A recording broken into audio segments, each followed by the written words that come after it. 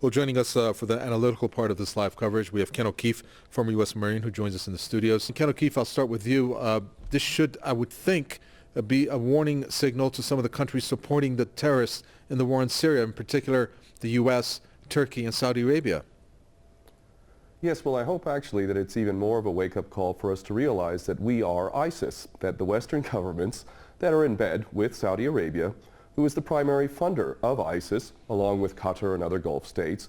We not only provide the political cover and military assistance to Saudi Arabia while it slaughters innocent people in Yemen, but we also provide the cover for them to go ahead and do their dirty dealing with these psychopaths who are running around Syria and other parts of the world as well, Iraq.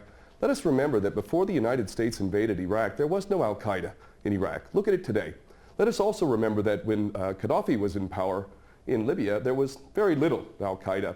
And in fact, now we look at it, and it's an absolute basket case full of these operatives. And we look to Syria as well as yet another example of where these problems were actually quite under control in terms of Al-Qaeda. In fact, Bashar al-Assad was assisting the United States, this is all on record, in a very meaningful way. In fact, many of the tortures that were being carried out were being done by Bashar al-Assad, or at least his regime, in order to extract information from people that we were supposedly fighting.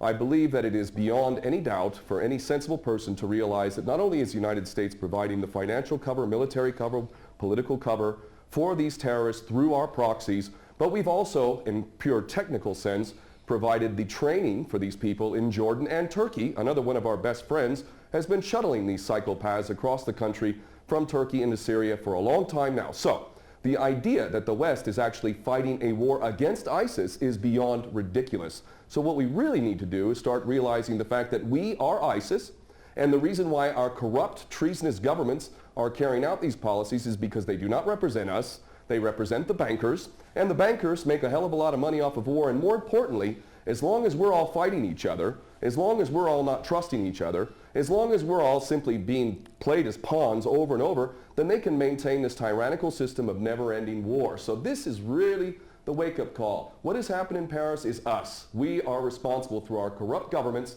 for all of these policies, and even if these individuals who carried this out are not directly working for Mossad, CIA, ISIS, Al-Qaeda, all the same thing, even if they did this organically of their own volition, believe me, that is exactly what our so-called governments want. That is what the policy that we've been fostering over and over. And quite frankly, if we're to look at ISIS, ISIS stands for Israeli Secret Intelligence Service. They never attack Israel, and that in itself also tells you a lot about who these individuals are.